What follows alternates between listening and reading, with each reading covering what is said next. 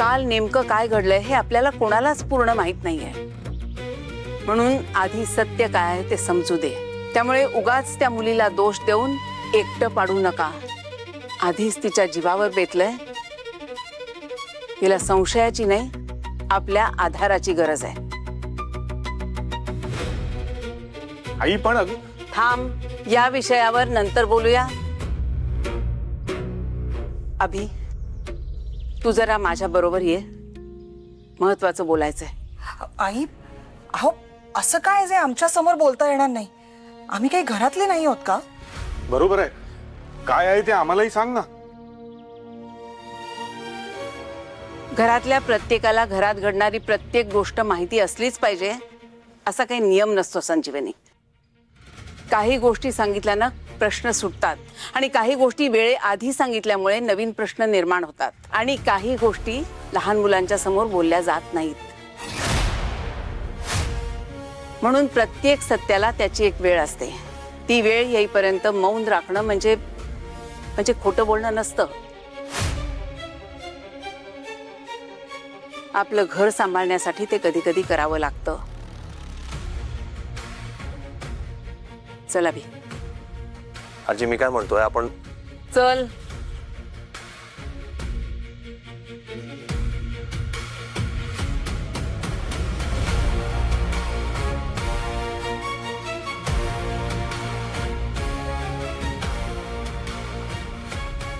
हे सगळं एवढं कार्य करताय? अरे हो हो सांगते, बस आधी बस. थांब जरा.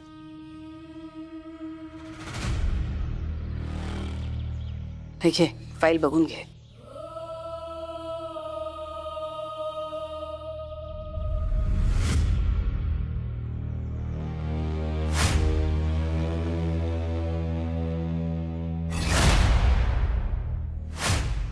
अगं आजी, या फाईल मध्ये तर काही बोलू नकोस. भिंतींनाही कान असतात. त्यात हे किर्लोस्करांचं घर आहे. योगायोग बघ, कालच रायकर वकिलांनी ही फाईल आणून दिली आणि कालच हल्लेखोर वृंदावर हल्ला करायला आला. मला तरी वाटतं हल्लेखोर फाईलसाठीच आला होता.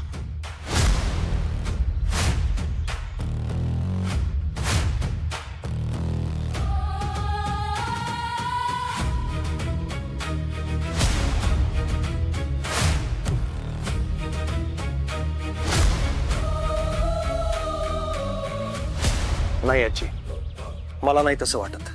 कशावरून? अगं कारण तो जर फाईल साठी आला असता तर तो सरळ बंगल्यात घुसला असता ना. पण मी स्वतःच्या डोळ्यांनी पाहिलंय, तो सर्वंट क्वार्टर्स कडे वळला. वृंदा राहते तिथे.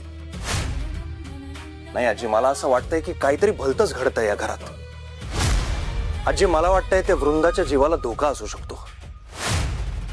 हे बघ, मला कळतंय तिला आता कामाची गरज आहे, मी सगळं समजू शकतो. पण ती बाई जर या घरात राहिली ना तर ते आपल्यासाठी चांगलं नाहीये, मी सांगतोय तुला. असं काय करतोस? अरे तिच्या जीवाला जर धोका आहे तर ती आपल्या घरात सगळ्यात जास्त सुरक्षित असणार नाही का? अगं आजी पण आणि ती मुंबईत आली आहे. मुंबईत ती एक मैत्रीण सोडली तर तिचं कोणीच नाही आहे. त्या दोघींचा किती टिकाव लागेल सांग? पुन्हा हल्ला झाला तर काय? आपल्या घरावर आजी. हे बघ, ती आपल्याकडे काम करते, त्यामुळे तिची काळजी घेणं ही आपली जबाबदारी आहे असं मी मानते. पण मला हे बघ, तू तिला आता ताबडतोब हॉस्पिटलमध्ये घेऊन जा. तिला किती लागले बघितलंस ना. माणुसकीच्या नात्याने तरी हे आपल्याला करायला हवं. मला अजूनही वाटतंय जे काही घडलंय ते या फाईलमुळेच घडलंय.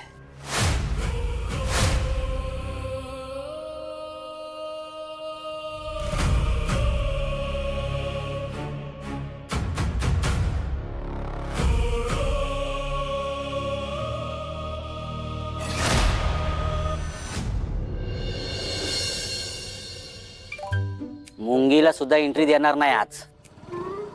ओ ओ ओ ओ आत कुठे चाललात? कोण तुम्ही? हा, तुमचं विमान बाहेर घ्या. कोणाला विचारून आत आलात? दिवसा ढवळ्या ढोसलीस काय रे? मी शालू. मी रघु. अरे मी शालू, वृंदाची मैत्रीण. आता ही वृंदा कोण? डोकय का खोकय?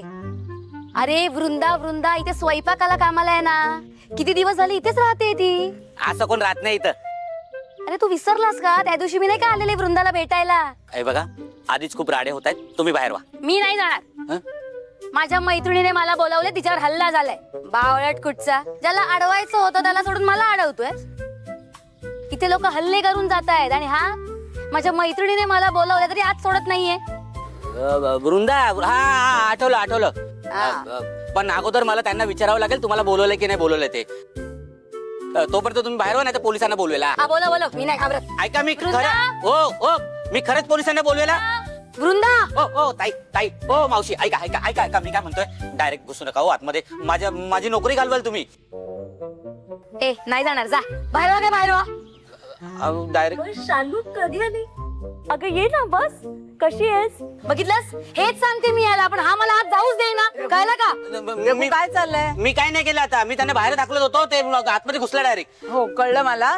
छान काम केलं, जा आता बाहेर. शाबास, छान काम केलं, जा. तू इथे कस? हे काय? एवढी जखम? तू मला काल रात्री कॉल का केला नाहीस? अगं मी रात्रीच घ्यायला आले असते तुला. डॉक्टरांकडे जाऊन आलीस?